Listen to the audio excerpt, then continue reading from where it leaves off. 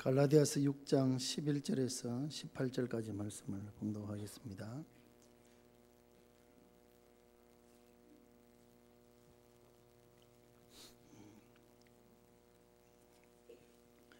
갈라디아서 6장 11절에서 18절까지 말씀입니다. 제가 봉독을 하겠습니다. 내 손으로 너희에게 이렇게 큰 글자로 쓴 것을 보라. 무릇 육체의 모양을 내리야 하는 자들이 억지로 너희에게 할례를 받게 하면 그들이 그리스도의 십자가로 말미암아 박해를 면하려 함뿐이라. 할례를 받은 그들이라도 스스로 율법은 지키지 아니하고 너희에게 할례를 받게 하려 하는 것은 그들이 너희의 육체로 자랑하려 함이라. 그러나 내게는 우리 주 예수 그리스도의 십자가 외에 결코 자랑할 것이 없으니 그리스도로 말미암아 세상이 나를 대하여 십자가에 못 박히고 내가 또한 세상을 대하여 그러하니라. 할례나 무할례가 아무것도 아니로되 오직 새로 지으심을 얻는 것만이 중요하니라. 무릇 이 규례를 행하는 자에게와 하나님의 이스라엘에게 평강과 긍휼이 있을지어다. 이후로는 누구든지 나를 괴롭게 하지 말라. 내가 내 몸에 예수의 흔적을 지니고 있노라. 형제들아, 우리 주 예수 그리스도의 은혜가 너희 심령에 있을지어다. 아멘. 할렐루야. 찬양대 찬양하겠습니다.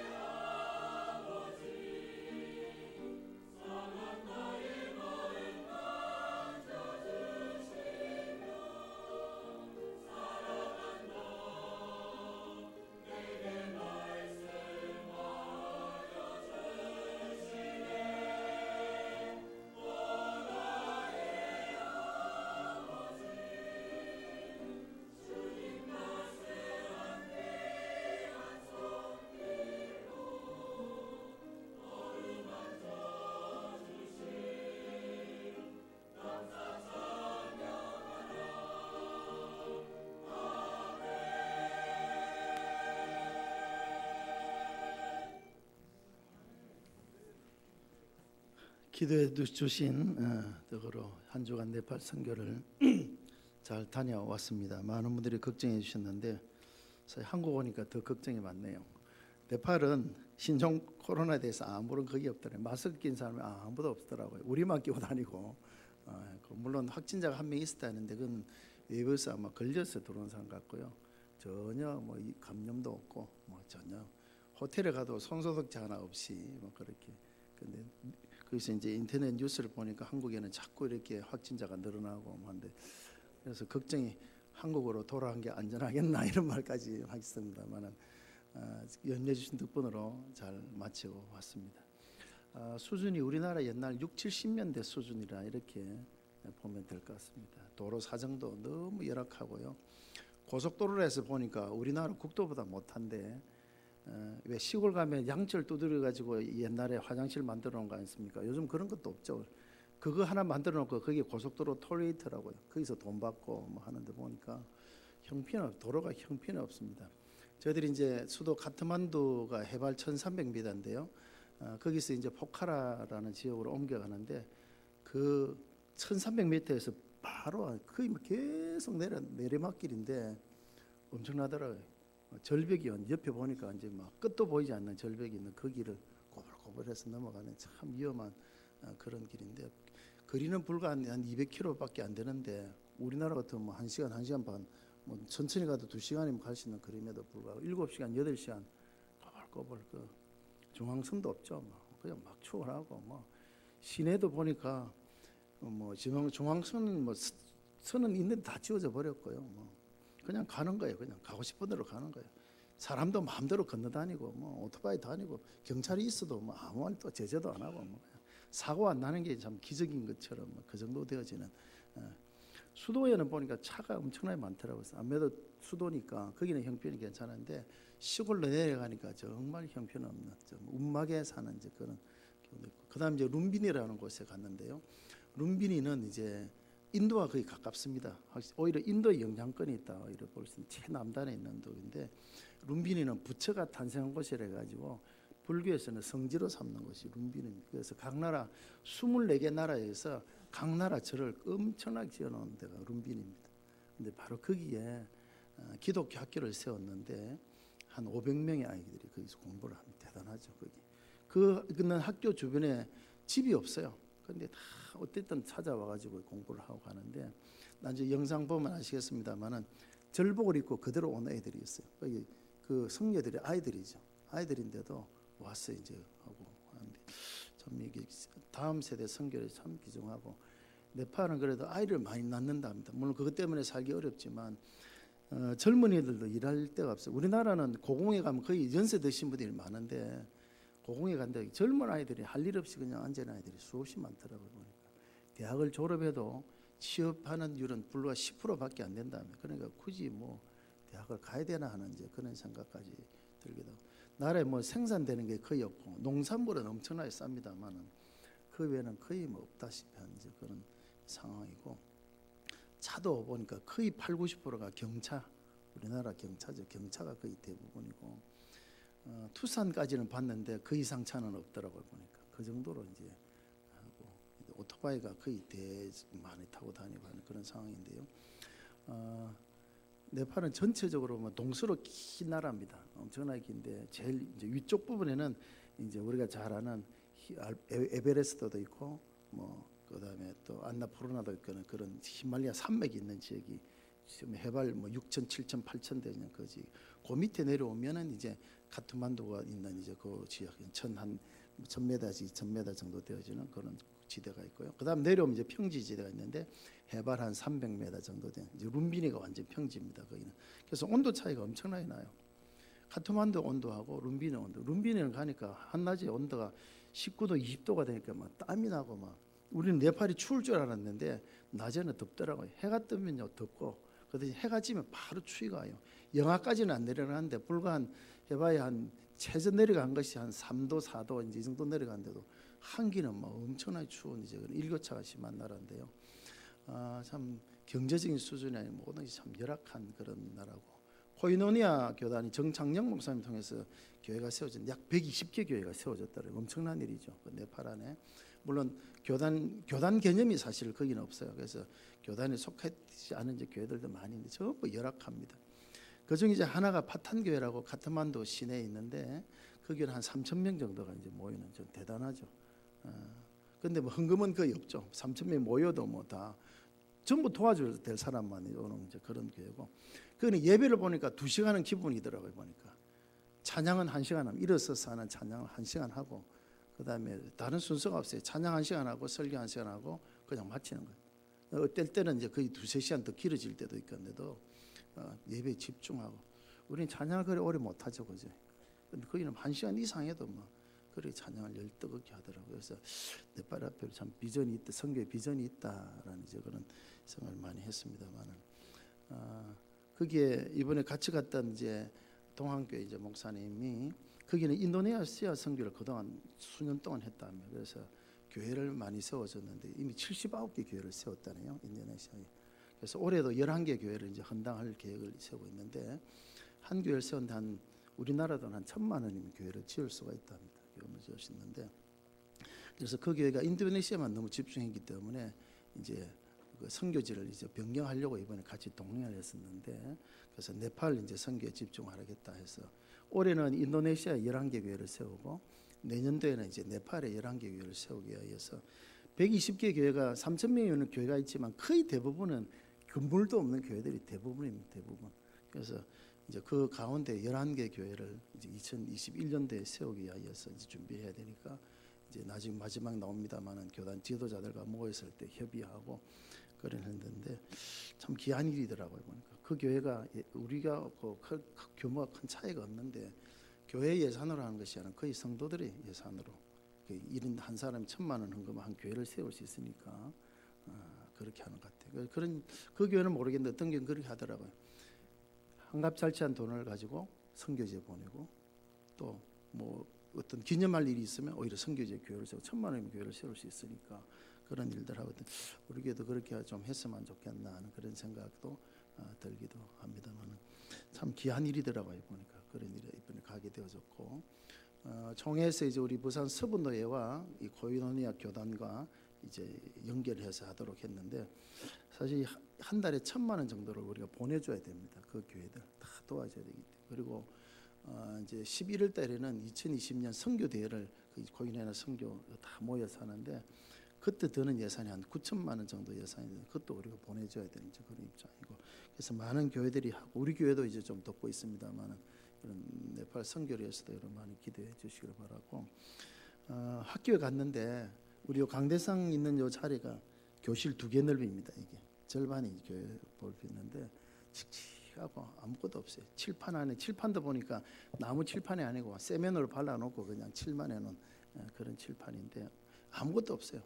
의자 그냥 긴 의자에 뭐 긴 의자 하지만 뭐 우리 생각 이런 의자가 아니고 그냥 그 의자인데, 거기 이제 행사 있으면 운동장에 들고 나가고 없으면 이제 갖고 들어오고, 그게 전부예요. 책상도 없고.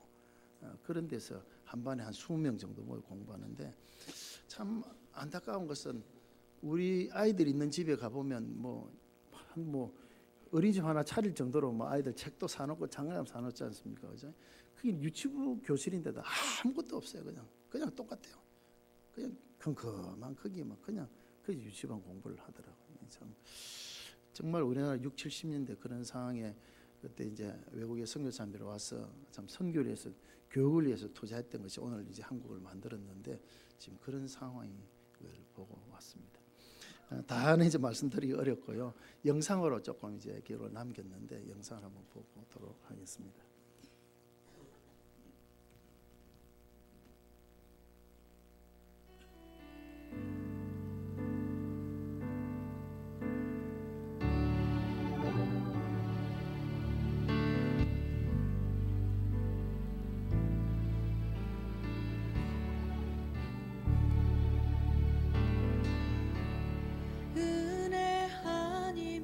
살아갈 수가 없네.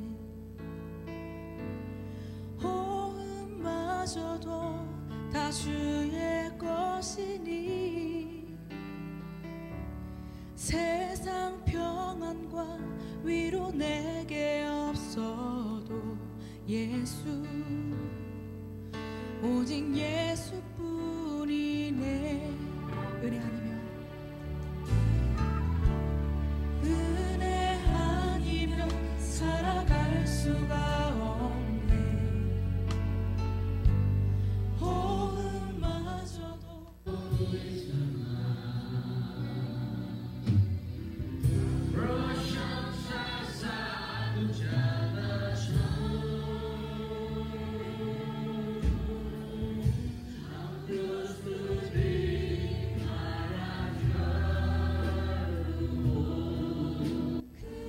신 계획 다 볼 수도 없고 작은 고난에 지쳐도 주께 묻기 나의 모든 삶 버티고 견디게 하시네.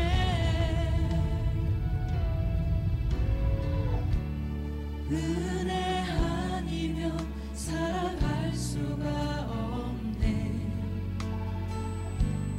나의 모든 것 다 주께 맡기니 참된 평안과 위로 내게 주신 주 예수 오직 예수뿐이네.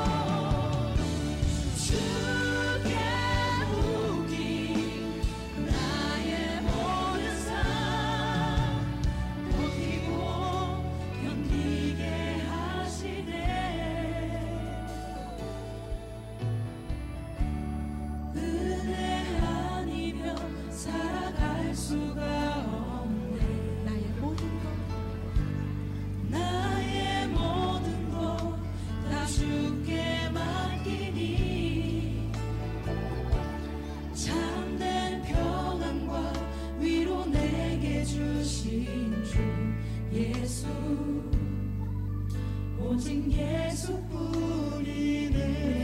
살아갈 수가 은혜 아니면 살아갈 수가 없네. 나의 모든 것 다 주께 맡기니 참된 평안과 위로 내게 주신 주 예수 오직 예수뿐이네. 오직 예수뿐이네. 오직 예수뿐이네. 예수 오직 예수뿐이네.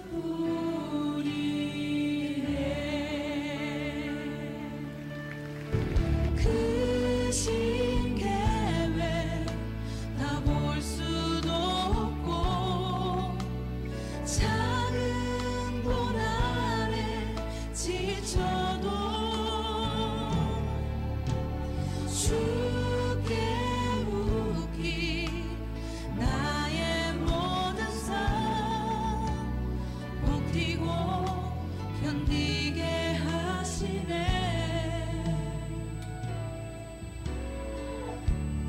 은혜 아니면 살아갈 수가 없네.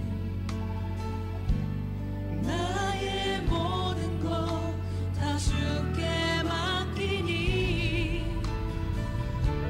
참된 평안과 위로 내게 주신 주 예수. 기도하겠습니다. 사랑의 하나님 감사합니다. 지난 한 주간 또 네팔 선교를 은혜 가운데 잘 마치고 돌아올 수 있도록 인도하신 하나님 감사합니다. 가난한 나라 네팔에도 복음이 떨어졌습니다. 수많은 종교들, 수많은 신들이 있는 나라에 참 복음 전하기가 쉽지 않은데 이미 120여 개의 교회가 세워진 것을 감사하오며 이 교회들 가운데 열악한 교회들이 많습니다. 하나님의 은혜로 붙들어 주시고 이 교회들이 이 땅에서 복음의 등대로 구원의 방수의 역할을 잘 감당하도록 도와주시옵시고 우리 코이노니아 선교회가 이 교회들과 또 연결하여 또 계속 지속적인 또 교류를 가지면서 선교에 지원할 때 하나님께 써내 주시고 놀라운 역사들이 나타날 수 있도록 도와주시기를 원합니다. 이 시간 함께 하나님의 말씀을 또 전하고 듣습니다. 성령께서 함께 하셔서 전하는 자와 듣는 자가 함께 은혜 나누는 시간 될 수 있도록 도와주시고 특별히 부족한 사람을 세우셨사오니 하나님의 말씀만 바르게 또 잘 전할 수 있도록 도와주옵소서. 예수님 이름으로 기도하옵나이다. 아멘. 시간이 많이 갔기 때문에 간략하게 말씀을 전하도록 하겠습니다. 성경에 보면 하나님 함께 하셨던 많은 신앙 위인들을 우리가 보게 됩니다. 모세, 여호수아, 다니엘, 삼손 등 이런 말할 수가 없죠. 그 가운데 다윗 같은 경우에는 어릴 때부터 참 하나님이 함께 하셨던 다윗이었죠. 그 키가 크고 힘세고 난폭한 건이었던 골리앗, 어린 소년인 다윗은 두려워하지 않고 하나님의 이름으로 가노라. 하나님 다윗과 함께 하셨고 골리앗을 여지없이 무너뜨리고 승리하게 되었던 걸 우리가 잘 압니다. 그 가운데 우리는 하나님 다윗과 함께 하셨구나라는 것을 우리가 깨닫게 됩니다. 사자굴 속에 다니엘 모함하는 자로 인하여서 억울하게 사자굴 속에 던져졌지만 하나님 지켜주심으로 조금도 상하지 않고 사자굴에서 나왔습니다. 그러자 그 왕도 그 말하기를 다니엘을 하나님 앞에서 다니엘을 떨며 두려워할지어다. 다니엘의 하나님 앞에서 떨며 두려워할지어다. 그는 사시는 하나님이시다라고 믿지 않는 그 왕의 입에서 그런 고백이 나와요. 하나님 함께 하심을 보았다는 것이죠. 다니엘의 세 친구들도 금신상에게 절하라는 그 말을 듣고 우리는 풀무불에 던져진다 할지라도 우리는 절할 수 없습니다. 결국 풀무불에 던져졌지만 그들을 던지러 갔던 사람은 다 죽었지만 그 세 사람은 조금도 머리털 하나도 걸리지 않고 다시 나왔을 때 역시 그렇게 고백하죠. 사드락과 메삭과 아벳느고의 하나님을 찬송하리로다. 이 하나님을 함부로 하면 내가 벌을 내리겠다고 오히려 왕이 그렇게 말할 정도로 극적인 그런 순간들 우리가 많이 보게 되죠. 놀라운 역사들, 정말 강건적인 하나님 역사 가운데 하나님 함께 하시면 보여줬던 많은 신앙인물들이 있습니다. 그러나 우리가 이해되지 않는 부분이 하나인데요. 이삭의 같은 경우 이삭에 대한 그 기록들을 보면 이삭은 특별히 어떤 드라마틱한 어떤 그런 것은 없는 것 같아요. 보니까 오히려 약하고 오히려 또달림 당하고 쫓겨나고 하는 그런 이삭의 모습이죠. 물론 하나님께서 이삭에게 은혜 주셔서 거부가 되게 하신 적도 있습니다. 100배의 수확을 얻고 흉년이 들어서 다 먹을 것 다 찾아서 애굽으로 갈 때에 하나님께서 너는 가지 마라. 내가 지시하는 땅에 머무르라. 그 땅에 농사를 지었죠. 흉년 든 그 땅에. 그런데 하나님께서 그 해에 바로 100배의 수확을 얻게 하시고 양과 소가 때를 이루고 노비도 많아졌어요. 거부가 되어졌습니다. 그런데 그때 그 사람들이 찾아와서 하나님 너와 함께 있음을 보았다 말하지 않았습니다. 오히려 시기하고 질투했습니다. 그래서 이제 가축도 많아지고 사람이 많아지니까 물이 필요하잖아요. 우물을 파죠. 그런데 팔 때마다 와서 빼앗습니다. 빼앗기고 그럼 또 쫓겨나고 또 빼앗기고 쫓겨나고 요셉은 이삭은 대항하지도 아니하고 그냥 쫓겨났죠. 그들이 볼 때는 아이고 저 이삭 아무것도 아니네. 우리 급수니까 도망가네. 그러나 나중에 와서 결국 이제 이삭이 다 쫓겨나서 결국 부엘세바로 다시 돌아갈 수밖에 없었는데요. 그런데 어떻게 합니까? 그때에 왕이었던 아비멜렉과 군대 장관 또 친구와 가장 절친 아우삭과 더불어 찾아와서 이삭에게 말하죠. 뭐라고 말합니까? 아이고 쪼다 같은 사람아, 그렇게 말하지 않습니다. 하나님이 너와 함께 계심을 우리가 분명히 보았다. 언제? 거부가 되어졌을 때 아닙니다. 오히려 쫓겨나고 따돌림 당하고 빼앗기고 그 모습을 보면서 오히려 그들은 하나님 함께 계심을 우리가 보았다라고 했다는 거죠. 그러면서 너는 여호와께 복을 받은 자다라는 그런 고백이 있었다라는 것입니다. 역시 하나님 함께 하심을 그들이 보았습니다. 다윗처럼 다니엘처럼 그 친구들처럼 어떤 극적인 어떤 모습 속에서 하나님의 그런 능력이 나타나고 그래서 하나님 함께 하심을 보았다는 것도 물론 그런 부분도 있지만 이삭처럼 빼앗기고 쫓겨나고 그런 가운데서도 그는 하나님을 보았노라라는 그런 고백이 있었다는 것이죠. 하나님이 함께 하시는 그런 모습은요, 우리가 잘되고 거부가 되고 높아져야만이, 물론 그러면 하나님 함께 하심이 드러날 수도 있겠죠. 그러나 뿐만 아니라 때로는 우리가 믿음으로 살아가는 속에서 오히려 억울한 일 당하고 따돌림 당하고 하는 그 속에서도 믿지 않는 자들은 하나님을 보게 된다는 것이죠. 저 사람이 저렇게 참을 사람이 아닌데, 저렇게 억울한 일 당하고 참을 사람이 아닌데, 야, 어떻게 우리 같으면 안 참을 텐데 어떻게 참을까? 알고 보니까 그 사람이 예수 믿는 사람이었다. 그 가운데 예수님이 드러나게 되는 것이죠. 중요한 것은 이것입니다. 그들이 찾아와서 이삭을 보면서, 야, 너 정말 대단하네. 너 정말 인내심이 대단하구나. 이삭을 칭찬하고 이삭을 높인 것이 아니라는 것이, 그들이 입에서 나온 말이 하나님이 너와 함께 계심을 보았다. 하나님 함께 계심을 보았다. 우리는 우리가 잘 되든지 잘 되지 못하든지 우리 속에서 하나님이 드러나는 삶을 살아가야 된다는 것이죠. 바울의 고백이 살든지 죽든지 내 몸에서 누가? 그리스도가 존귀케 되기를 원하라. 그것이 우리 믿음의 사람, 우리 삶의 모습이 되어야 된다는 것이죠. 오늘 본문은 위에 보면 할례를 받는 자들, 할례 때문에 박해를 하고 이런 자들이 있었다는 것이, 유대교에 빠진 자들이죠. 할례자들, 할례를 받아야만이 된다라고 하는, 몸에 상처를 내고 할례를 받아야만이 하나님의 자녀가 된다는 이 할례주의자들이 이 바울을 따라다니면서 방해하는 것이죠. 바울은 할례를 강조하지 않거든요. 이거 보면은 나오죠. 할례나 무할례가 아무것도 아니로되 새로 지으심 받는 것이 중요하다. 구원 받는 것이 중요하지 할례 무할례가 뭐 그리 중요하냐는 것이죠. 그런데 그 유대교주의자들은 할례를 자랑하고 강조하면서, 이게 할례만이 아니고 그 할례에 포함되어 있는 모든 어떤 의식적인 것들이죠. 의식적인 것들, 외식적인 것들, 그래서 자기를 드러내고 자기가 높아지게 하고 자기를 알아주기를 원하는 어떤 그런 것들. 그러나 바울은 그것은 아무것도 아니야. 그것이 우리 몸에서 예수 그리스도를 나타내는 것이 아니다. 그래서 17절 말씀에 뭐라고 합니까? 누구든지 나를 괴롭게 하지 말라. 내 몸에 예수의 무엇을? 흔적을 가지고 있느라. 내 몸에 이미 예수의 흔적이 있다. 너희들 육체에 스스로 자의로 뭐 조금 이렇게 표표를 이렇게 잘라낸 그 가지고, 그 육체의 흔적 가지고 그렇게 자랑하느냐? 나는 내 몸에 수없이 많은 흔적을 가지고 있다. 이 흔적이라는 말은 스티그마란 말인데요, 상처, 흉터 이런 말이죠. 이 옛날 보면 가축이나 노예들에게 이렇게 불을 지져 가지고 이렇게 표시를 하지 않습니까? 그거는 없어지지 않죠. 그건 없어지지 않습니다. 비누로 닦아도 뭐 어떻게 해도 그건 없어지지 않습니다. 그 흔적이란 그 흔적을 바울은 가지고 있다는 거죠. 바울은 정말 육체의 흔적을 많이 가지고 있었습니다. 바울은 복음 전하다가 옥에 갇힌 지가 수없이 많았고요, 매 맞기도 수없이 많이 했고요, 채찍에 맞기도 하고요, 헐벗고 굶주리고 그런 모습들이 온몸에 남아있지 않겠습니까? 40에 하나 감회를 몇 번이나 만하지 않습니까? 예?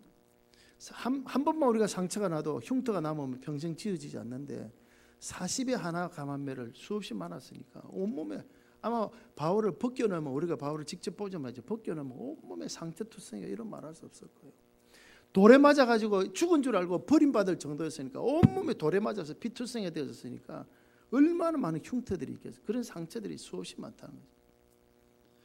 바울은 그것을 이야기하면서, 너희들이 그 육체 조그만 그 할례한 그거 가지고 그렇게 자랑하느냐? 내 몸에 이런 많은 육체의 흔적을 가졌다. 그런데 바울이 그것을 자랑하려고 하는 것이 아닙니다.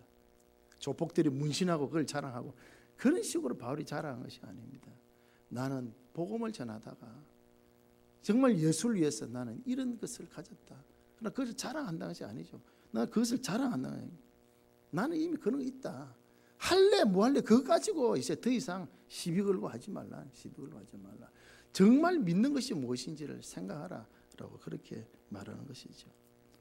이런 육체의 흔적은 그냥 만들어지겠습니까? 그냥이 아니죠. 내가 고난을 당해도 내가 가진 그 믿음을 지키겠다. 내가 이 어려움을 당해도 나는 복음을 전하는 사람이 되겠다는 그 속에서 당한 흔적들이니까 단지 육체의 흔적 그 자체가 아니라 그 육체의 흔적을 그 고난 그 상처를 얻으려고 하는 그 마음 중심 얻기 위한 그 마음 복음을 위해서 나를 드러낸 것이 아니라 복음을 드러내기 위해서 그리스도를 드러내기 위해서 나는 상처투성이가 된다 할지라도 그런 마음의 영혼의 상처가 더 귀한 것이죠. 거기서부터 육체의 상처가 생겨지게 되어졌고요. 그 상처는 없어지지 않습니다. 목욕탕에 가서 때를 민다고 해서 없어지는 것이 아닙니다.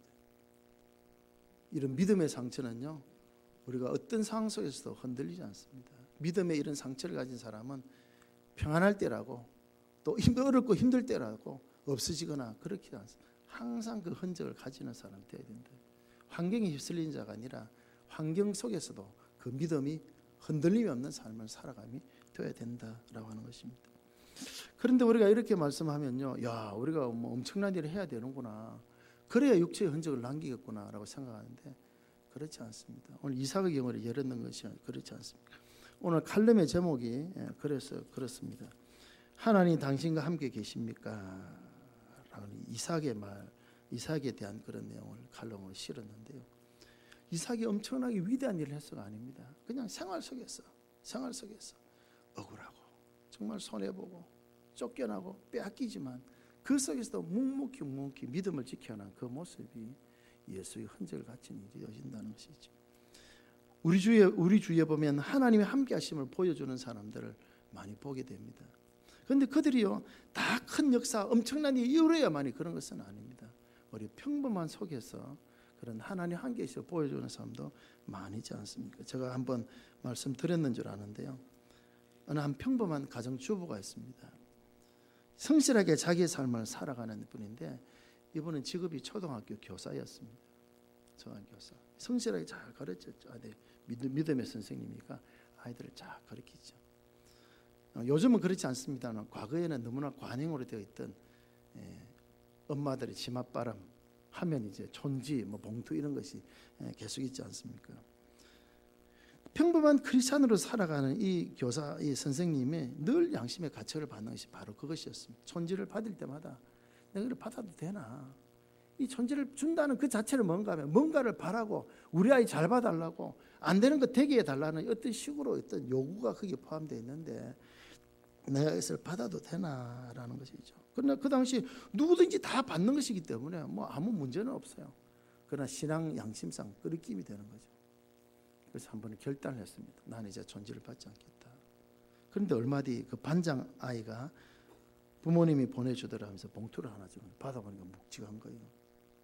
옛날에는 반장도 아무나 못했지 않습니까? 그죠? 묵직한 거예요. 그 뜻을 이미 알죠. 왜 줬는지를 알죠. 고민 이제 안 했죠. 뭐 이미 다 했으니까. 그래서 선생님은 바로 이제 편지를 써서 그 아이를 통해서 부모에게 돌려보내. 그리고 작은 선물도 하나 해서 돌려보내면서 편지에 이렇게 씁니다. 보내주신 봉투는 좀 너무 감사한데 이렇게 나는 크리스찬이기 때문에 이 문제로 많은 고민을 해왔고 그래서 이제는 받지 않기로 마음에 결심을 했다라고 하면서 내가 돌려보내는 것은 다른 뜻이 있어서 돌려보는 것이 아니니까 오해하지 마시고 내 마음을 잘 이해해달라고 정중하게 편지를 써서 선물과 함께 전달했습니다. 그로부터 얼마 뒤에 또 그 아이를 통해서 또 하나의 봉투를 받았습니다. 안에는 돈은 들어있지 않고 편지가 역시 들어있었습니다. 그 편지의 내용이 이랬습니다. 자신도 역시 크리스찬이었는데 늘 끔찍하면서도 봉투를 보낼 수밖에 없는 것은 혹시 내 아이가 불이익을 당하지 않을까, 손해보지 않을까 하는 그런 이기적인 생각이었고 또 다른 사람도 다 하는 일이기 때문에 그냥 그렇게 해왔다라고 하면서 선생님의 그런 결단이 너무 참 감사하고 선생님은 정말 신앙으로 승리한 분 같다면서 그런 편지를 써서 보냈습니다. 선생님은 그 편지를 받고 놀란 것 하나가 그 반장의 부모님도 크리스찬이었다는 것이 놀라웠고 또 지금까지 받아보지 못한 위로와 격려를 그 편지를 통해서 받아노라라고 그렇게 했다고 합니다.